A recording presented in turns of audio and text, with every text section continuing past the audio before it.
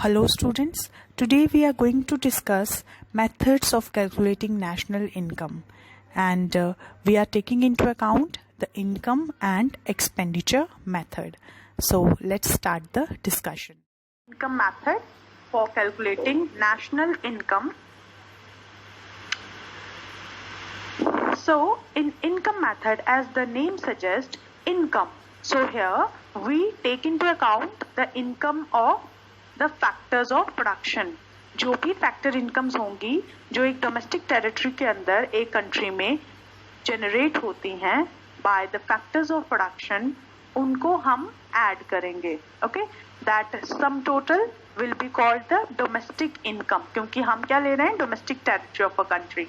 Okay, और जब we will add the NFIA, that is net factor income from abroad, to this domestic income, that will be called as national income. So मैंने जैसे आपसे कहा था कि value added में हमें GDP एट MP मिलता है और एक्सपेंडिचर मेथड से भी हम GDP और एट MP कैलकुलेट करते हैं और उसके बाद अदर जो भी है फर्दर कैलकुलेशंस वो करके हम नेशनल इनकम तक पहुंचते हैं. बट इनकम मेथड ही एक ऐसा मेथड है जो डायरेक्टली हमें नेशनल इनकम प्रोवाइड करता है. Okay, by adding NFIA to the domestic income. It is also called the distributed share method or factor payment method. क्योंकि है क्या, ये इनकम ही है इसकी फैक्टर ऑफ प्रोडक्शन की, therefore it is a kind of factor payment to the factors of production. Now let's see the classification of factor incomes. Means कितनी kinds of factor incomes हैं या फिर कितने टाइप्स ऑफ फैक्टर इनकम्स हैं जो हमें study करने हैं, जो हम we take into account while calculation national income, while calculating the national income.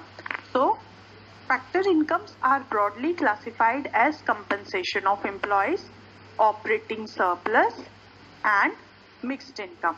So let's first take the compensation of employees. In compensation of employees, we have four components: wages and salaries in cash, payments in kind, employers' contribution to social security and pension on retirement. देखिए, अगर किसी भी service render करने के बदले आपको आपके institution से, जहाँ भी आप काम कर रहे हो इंस्टीट्यूशन में या फिर किसी प्राइवेट इंस्टीट्यूशन में, गवर्नमेंट इंस्टीट्यूशन में, किसी भी अपने बॉस के अंदर जो आप वर्क कर रहे हो उस इंस्टीट्यूशन से आपको जो वेजेस और सैलरीज मिलती हैं, चाहे वो इन कैश मिले या इन काइंड मिले, मतलब किसी चीज़ किसी तरह का आपको गिफ्ट मिल गया या फिर आपकी अप्रिसिएशन होती है तो you get may be laptop from your company, या फिर कोई किसी तरह की वॉशिंग मशीन मिल गई है, या फिर आपको एयर कंडीशनर मिलता है, या फिर किसी तरह का गिफ्ट भी आपको मिलते हैं, या वेजेस और सैलरीज चाहे वो आपको मंथली मिल रही हैं या फिर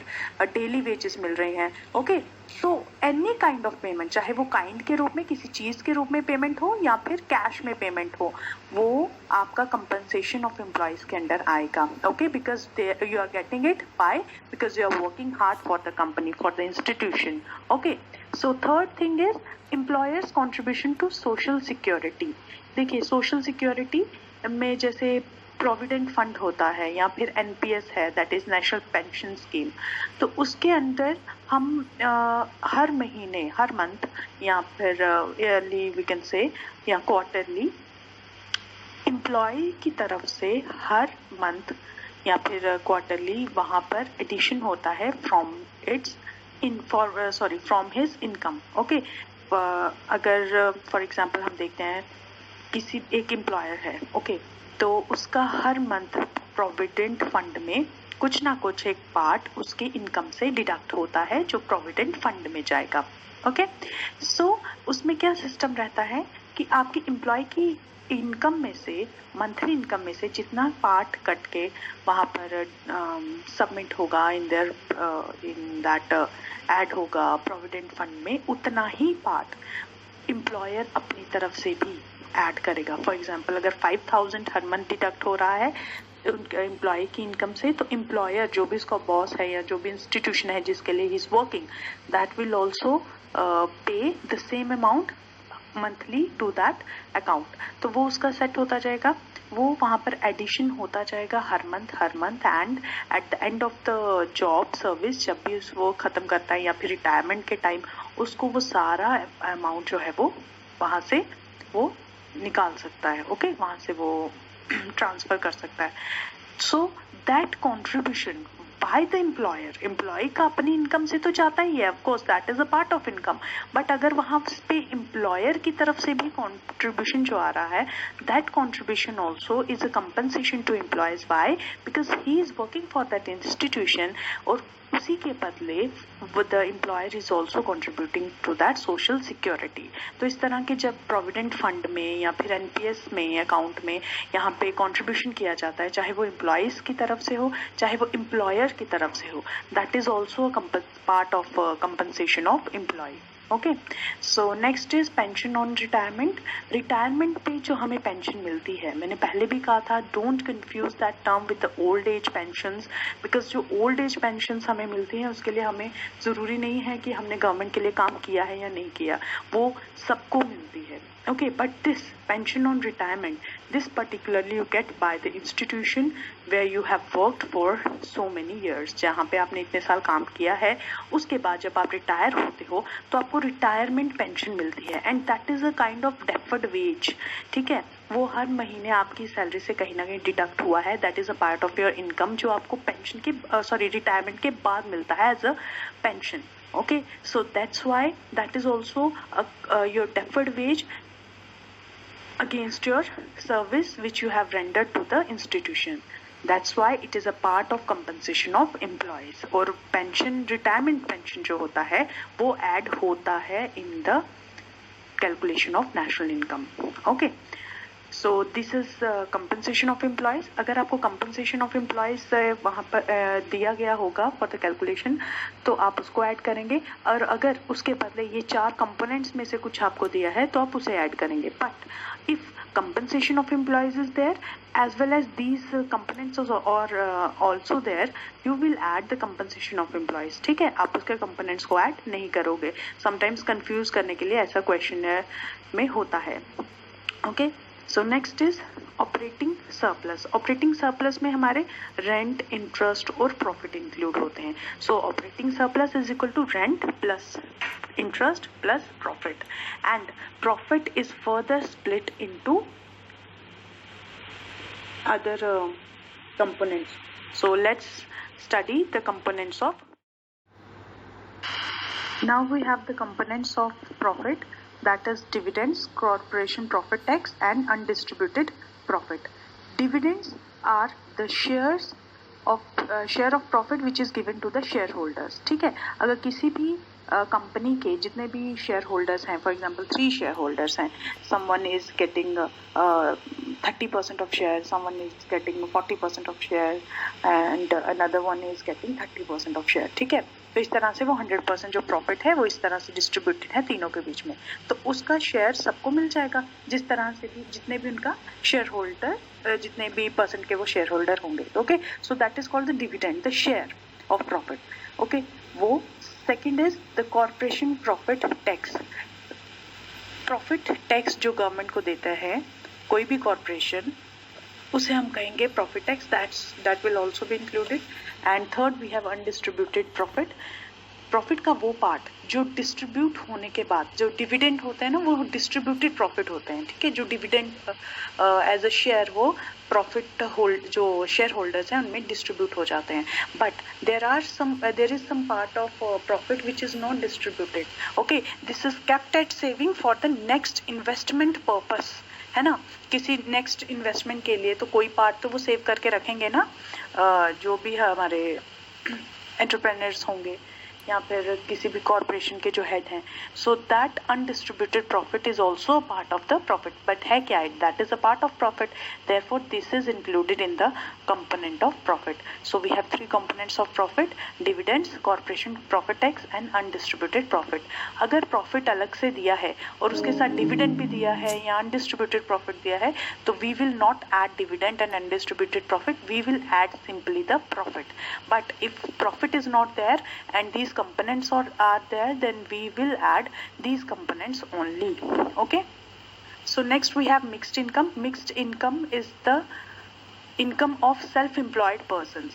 ओके, कोई वेंडर है या फिर कोई शॉप होल्डर है या कोई सेल्फ एम्प्लॉयड है, किसी तरह से कोई सब्जी बेचता है, कोई फ्लावर्स बेच रहा है या किसी तरह कोई फ्रूट्स बेच रहा है. तो इस तरह के जो भी पर्सनस हैं दे आर सेल्फ एम्प्लॉयड. उनके ऊपर कोई इंस्टीट्यूशन नहीं है, कोई बॉस नहीं है. They are self employed and they are earning their living by that only. So their income is called as mixed income. So जो factors of production है वो तो हमने ऐड कर लिए, wages, salaries, rent, interest, profit. But उसके बाद भी कुछ ऐसे persons हैं there which who are self-employed. तो उनकी इनकम को हम कहते हैं mixed income. Okay. So जब हम ऐड कर दे wages, salaries, rent, interest, profit and mixed income, we will get our total factor income that is equal to NDP at FC. Okay, नीचे देख सकते हैं आप, it is written as NDP at FC, net domestic product at factor cost. And when we add NFIA, that is net factor income from abroad, to NDPFC, we will get our NNPFC, that is net national product at factor cost, and we know that it is our national income. So this is the way how we calculate national income by using income method.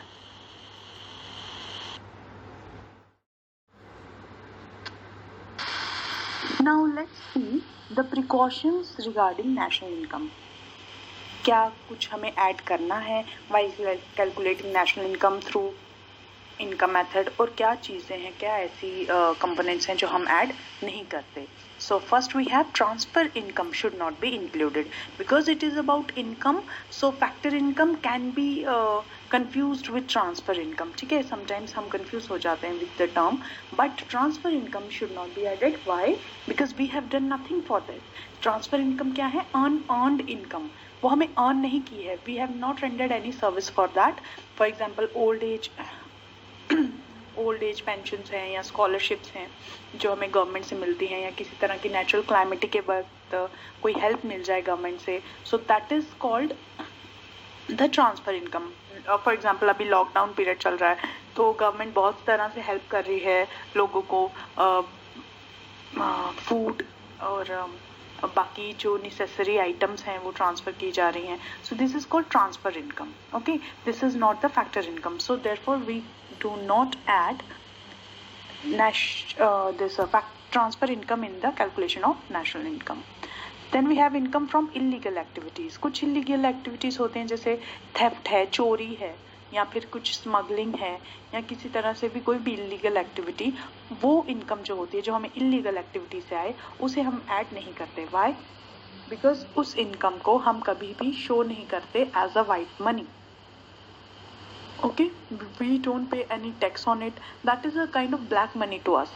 Okay, अगर कोई भी किसी भी illegal activities से पैसा, कोई भी person उसके पास पैसा आ रहा है, इनकम आ रही है, तो he will not show that income in as a white money and he will not pay the income tax on it. So that what will be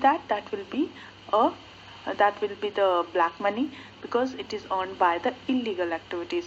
So illegal activities से हमें कोई भी किसी तरह की भी इनकम आती है तो वो हमेशा हमारे नेशनल इनकम अकाउंटिंग में कभी भी ऐड नहीं होती. Next is commissions paid on sale and purchase of second hand goods. हमने ये पहले भी किया था वैल्यू एडेड में भी. अगर सेकंड हैंड गुड्स के सेल एंड परचेज में हम कोई कमीशन देते हैं किसी पर्सन को जिसने हमें हेल्प किया in the sale and purchase process, तो वो उसके लिए इनकम होगी. So of course that commission will be added in the estimation of national income. Likewise brokerage भी है. अगर शेयर्स और बॉन्ड्स को सेल एंड परचेज के वक्त किसी ब्रोकर को हम पे कर रहे हैं, that is the brokerage and that for that broker, उस ब्रोकर के लिए तो वो क्या है, उसकी इनकम है. तो of course that will be added in the national income accounting. So next we have income in terms of windfall gains should not be included. Windfall gains मतलब कुछ अचानक से हमें कोई फ़ायदा हो जाए. फॉर एग्जाम्पल हमारी कोई लॉटरी लग जाए, कोई किसी की लॉटरी लगी 5 लाख की या 10 लाख की, that will not be added in the national income because he has not earned that income. Okay, seen already that how the national income is calculated by using income method and what are the precautions which we have to take while calculating national income through income method. Now let's take a look at this example. Here it is said that these are the information available. This is the information which is available for an economy, and on the basis of this information, using income method, calculate domestic income and national income. अब सबसे पहले तो हम question देखेंगे कि question में हमसे क्या पूछा गया है. जरूरी नहीं है हमेशा ही आपको इनकम नेशनल इनकम पूछी गई हो, कुछ और भी of course they can add, they can ask the domestic income, they can ask for जीडीपीएमपी, they can ask for net domestic product at factor price, तो फैक्टर कॉस्ट, तो वो कुछ भी पूछ सकते हैं. So first on the read the question paper thoroughly and see आपको question में क्या पूछा गया है. ओके, उसके बाद the next step should be you should see the components. आपको क्या कंपोनेंट्स दिए गए हैं which is required to you, और क्या ऐसे कंपोनेंट्स हैं इनमें जो आपको नहीं चाहिए, उनको आप ऐड नहीं करेंगे. So first let's take a look at the components. Components में हमें है सबसे पहले wages, then rent, interest, dividend, mixed income, undistributed profit, social security contribution, corporate profit tax, net factor income from abroad. तो first हमें domestic income calculate करना है, तो उसके लिए हमें वेजेस तो चाहिए, ऑफ कोर्स रेंट और इंटरेस्ट भी चाहिए, यस. देन उसके बाद प्रॉफिट चाहिए, तो यहाँ पे प्रॉफिट नहीं है, यहाँ पे क्या दिया गया है, डिविडेंड, अनडिस्ट्रीब्यूटेड प्रॉफिट और कॉर्पोरेशन प्रॉफिट जो टैक्स है, प्रॉफिट टैक्स, वो अलग से दिया है. तो इसका मतलब हम इन तीनों कंपोनेंट्स को ऐड करेंगे. Then we need mixed income that is also there, and social security contribution is there with along with the wages, है ना, वो कंपनसेशन ऑफ एम्प्लॉयज का पार्ट है, इसीलिए हम वेजेस के साथ साथ सोशल सिक्योरिटी कंट्रीब्यूशन को भी ऐड करेंगे. उसके बाद हमें कैलकुलेट करना है नेशनल इनकम. तो ये सब कैलकुलेट करने के बाद हमें मिल जाएगी डोमेस्टिक इनकम. डोमेस्टिक इनकम में हम simply net factor income from abroad add कर देंगे, we will get our national income. Therefore, we can see कि ये सारे ही components हमारे लिए important है, इन सब को हम ऐड करेंगे and we will get our domestic income and national income as well.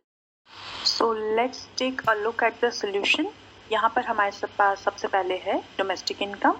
Domestic income में we need wages, social security contribution, rent, interest and profit. क्योंकि यहाँ प्रॉफिट डायरेक्ट नहीं दिया है, तो हम क्या करेंगे, हमारे पास डिविडेंड, अनडिस्ट्रीब्यूटेड प्रॉफिट्स और corporate profit tax as a component of profit available है, तो हम इन तीनों को ऐड कर लेंगे.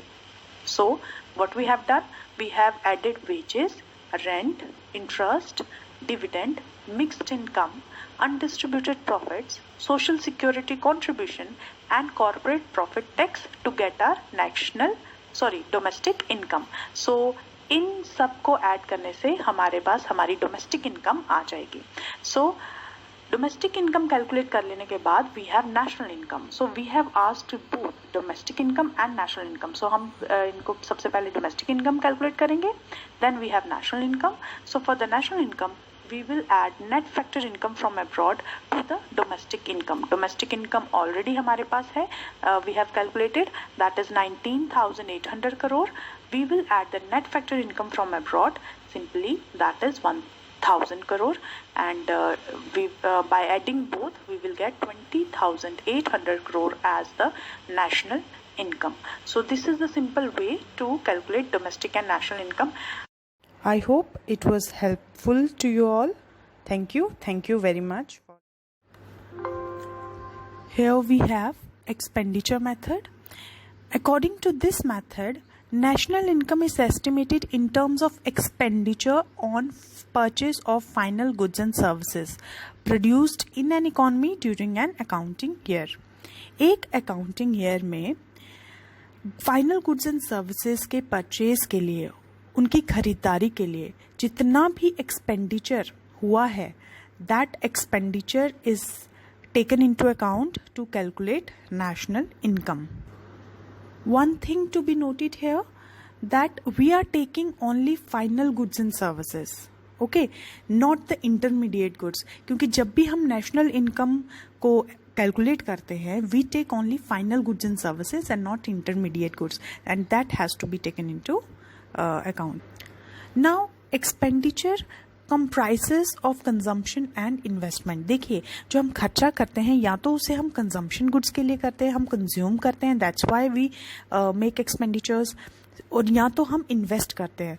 Therefore final expenditure is equal to C plus I, that is consumption plus investment. Therefore, it is also called consumption and investment method or income disposal method. Income at disposal. Your income, part of income which is at disposal, which you want to spend, that is out of that part of income you make your expenditure. That's why it is also called income disposal. Now let's see how the final expenditure is classified. So final expenditure is broadly classified into 4 categories, that is private final consumption expenditure, government final consumption expenditure, investment expenditure and net exports. So let's discuss them one by one. First we have private final consumption expenditure, that is the expenditure on final goods and services by the households and the non-profit private institutions serving the society like NGOs. Okay, they also serve the society and they work for the welfare of the society. Therefore, we take into account the households and NGOs who spend their income on the purchase of final goods and services, and these goods and services here we are taking into account the consumption expenditure. Therefore, we are only taking here the consumer goods. Okay, maybe they are durable, maybe non-durable, and they could be services also. Okay, so it includes consumer services, consumer durable goods, consumer non-durable goods. Therefore, जो भी consumption expenditure है house hold से या फिर non profit private institution की तरफ से, जो भी हाउस होल्ड्स या ऐसे इंस्टीट्यूशंस की तरफ से एक्सपेंडिचर हो रहा है on final goods and services, that is included in the private final consumption expenditure which is donated by C, a capital C. Okay, next is government final consumption expenditure. जो भी final goods and services के ऊपर government का जो expenditure है, जो government spend करती है कंजम्पशन गुड्स के ऊपर, that expenditure has to be taken into account in government final consumption expenditure, which is denoted by capital G. Now we have investment expenditure. This expenditure is on final goods and services by the producer. Okay, this includes the spending of producers on final goods and services. देखिए, जिस तरह से हमने देखा that households spend करते हैं अपना part of income on the purchase of final goods and services. उसके बाद government का we have seen that government also purchases final goods and services. Likewise, we have producers also, which belongs to the production sector. They also spend their income, their part of income on the purchase of final goods and services, क्योंकि उन goods and services को वो दोबारा production process के लिए use करते हैं.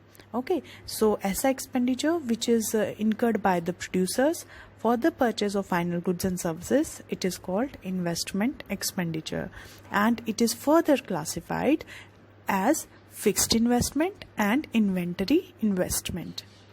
Fixed investment refers to that expenditure by the producers जो कि वो fixed assets को खरीदने के लिए स्पेंड करते हैं. Okay, fix assets like plant, land, machinery. तो इस तरह के जो हमारे फिक्स्ड एसेट्स होते हैं, जो फिक्स्ड फैक्टर ऑफ प्रोडक्शन जिसे हम कहते हैं,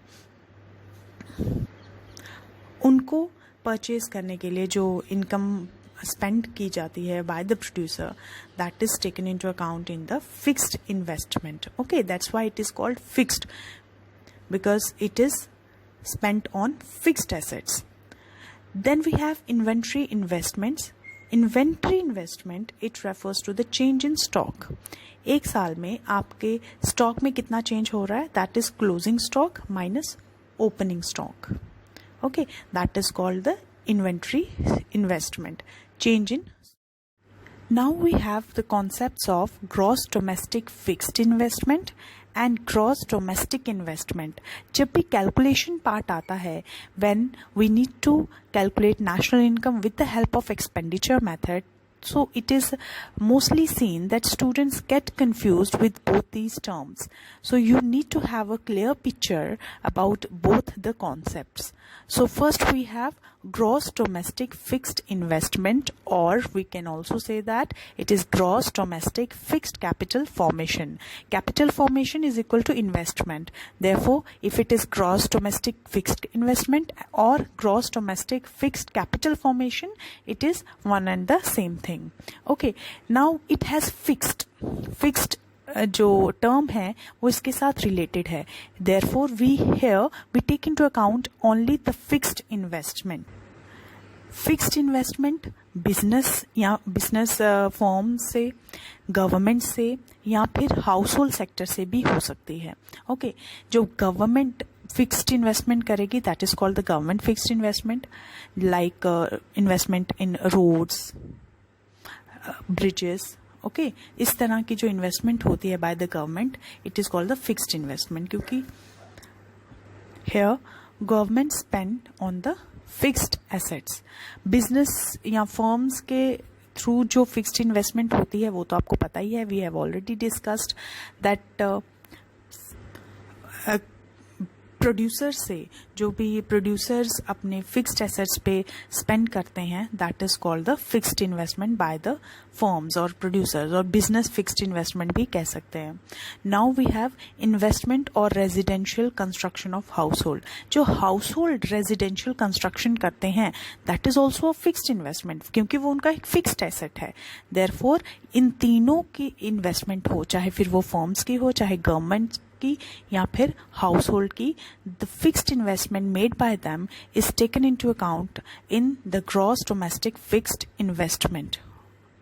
एंड वी नो ग्रॉस से जब भी हम कोई नेट कॉन्सेप्ट बनाते हैं तो we take depreciation out. Depreciation को हम डिडक्ट कर देते हैं. Therefore the net domestic fixed investment is equal to gross domestic fixed investment minus depreciation. Okay, the next concept we have is gross domestic investment. One thing to be noted here is the fixed word is not here. पहले वाले concept में fixed था, the word was fixed. Therefore हम उसमें सिर्फ fixed investment को ही include कर रहे थे तीनों sectors की. Okay, now we don't have that fixed word here. We only have gross domestic investment, or we can also say gross domestic capital formation. Now here we have gross domestic fixed investment plus inventory investment. जो inventory investment है, which is the change in stock, it is added in the gross domestic investment. And therefore net domestic investment likewise we have, it is equal to gross domestic investment minus depreciation. इससे हम simply deduct कर देंगे depreciation को, तो हमें net domestic investment मिल जाएगा. It means the basic difference between the both concept is the word fixed. Okay, fixed word अपने आप में ही वो डिफरेंस बता देता है. If you have gross domestic fixed investment, it means इसमें सिर्फ फिक्स्ड इन्वेस्टमेंट इंक्लूड हुई है, चेंज इन स्टॉक आपको अलग से ऐड करना है. और अगर आपको ग्रॉस डोमेस्टिक इन्वेस्टमेंट दिया होगा, इट मीन्स उसमें inventory investment that is change in stock वो ऑलरेडी एडेड है. ऐसी सिचुएशन में आपको चेंज इन स्टॉक अलग से अगर दिया हो तो उसे ऐड करने की जरूरत नहीं है, बिकॉज ग्रॉस डोमेस्टिक इन्वेस्टमेंट के अंदर change in stock already added होता है.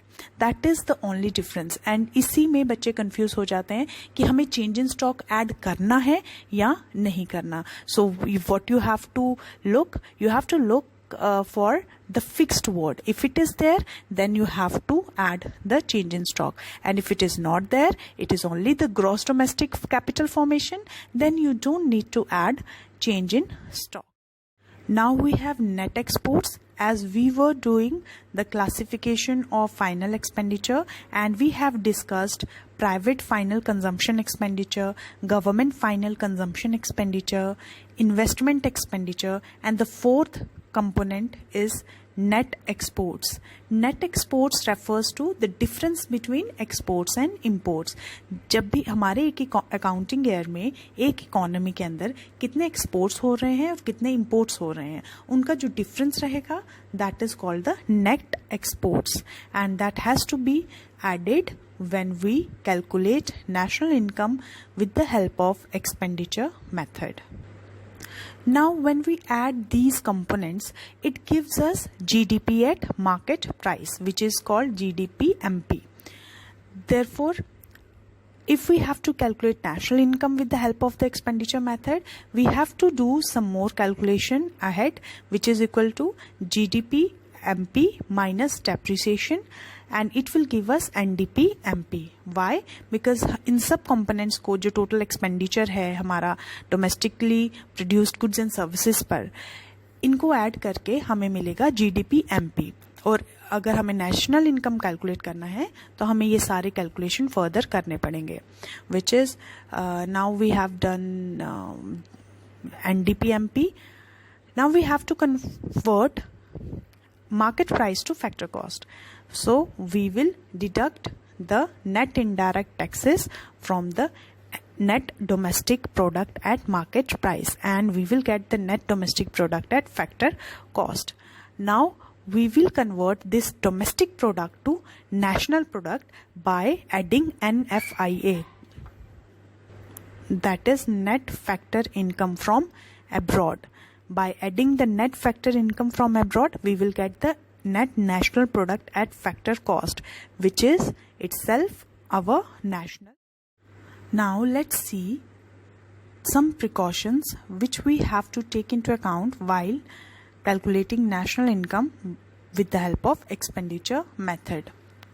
The first precaution is that only the expenditure on final goods and services has to be taken. मैंने पहले भी ये कहा है that final goods and services के ऊपर जो हमारा expenditure होगा, which is called the final expenditure, that we take into account only. We do not take into account the expenditure on intermediate goods. Okay, so it needs to be avoided.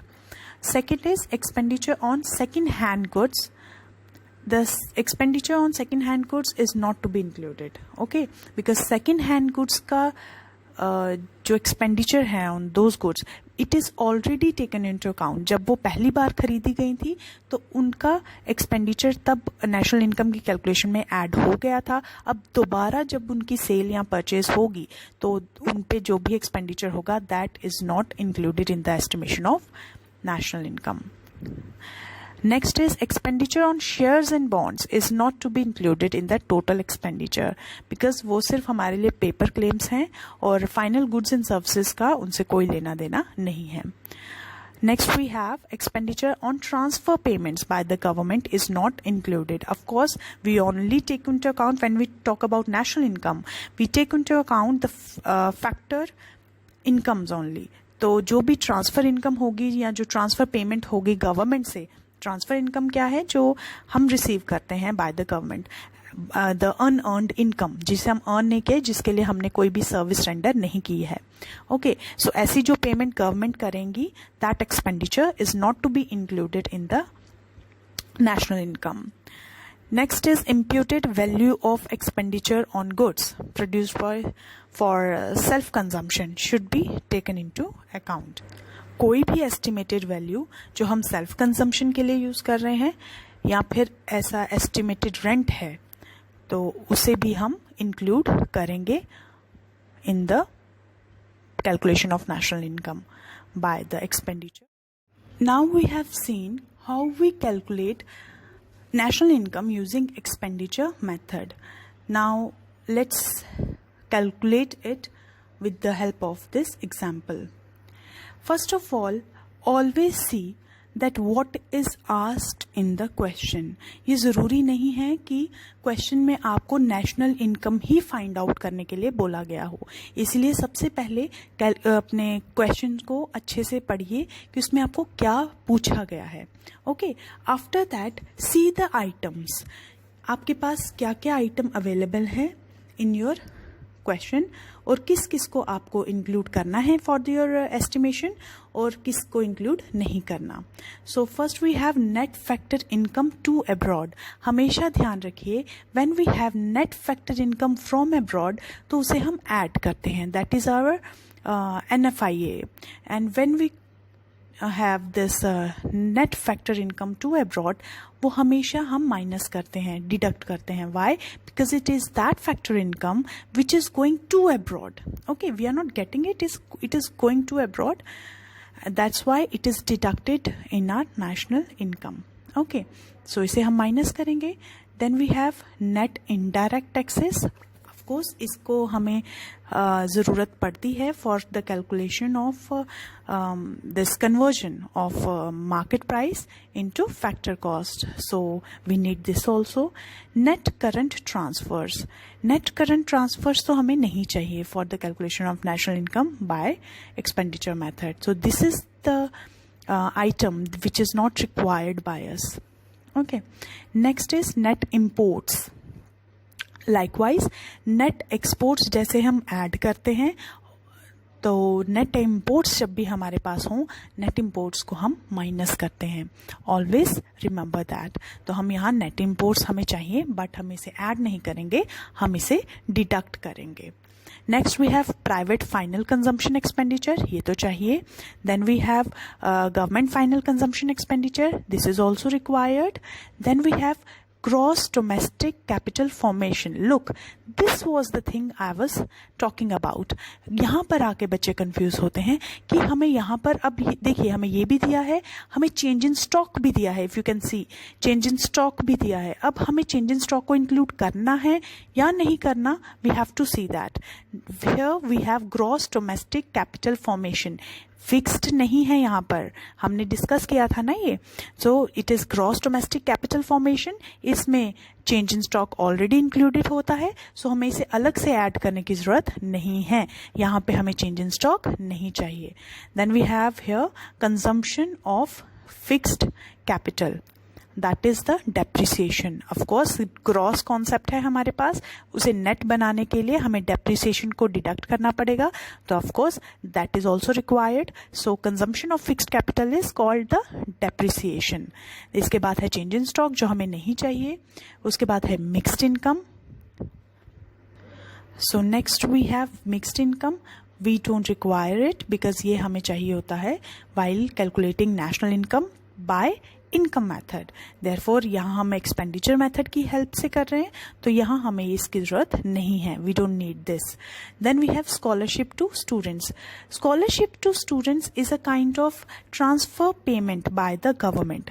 तो हमें पता है transfer payment को हमने precautions में पढ़ा था that we don't include transfer payments. Therefore scholarships to students is not. Let's see the solution. For the calculation of national income by expenditure method, we have taken private final consumption expenditure, government final consumption expenditure, gross domestic capital formation, and we have deducted net imports first because it is net imports. Therefore, we always deduct net imports and we add net exports. तो हमारे पास exports नहीं थे, imports थे, तो इसीलिए net imports को हम minus करेंगे. Then we have consumption of fixed capital. Consumption of fixed capital depreciation होता है. Therefore, depreciation हमें deduct करना है for making that net concept from gross domestic capital formation to net domestic capital formation. Therefore, we have to deduct consumption of fixed capital. Then we have net indirect taxes. We also deduct that क्योंकि इन्हीं जब हम इन्हें deduct करेंगे हमारे पास जो final consumption expenditure की help से हम जो GDP एट MP कैलकुलेट करते हैं वो हम कन्वर्ट कर सकेंगे to the factor cost. Then we also deduct the net factor income to abroad because this is the factor income to abroad, जो वो इनकम जो नॉन रेजिडेंट्स को हमारी तरफ से मिल रही है, ओके, हमारी कंट्री की तरफ से. So it is going to abroad, it is not coming from abroad. So always remember that if we have net factor income from abroad, we add it, and if we have net factor income to abroad, we always deduct it from the GDP at MP to calculate national income. So we have done that calculation, और वो calculation करने के बाद हमारे पास as you can see the answer is rupees 7,900 crore. That is our national. I hope this discussion was fruitful to all of you. Thank you for listening. Thank you.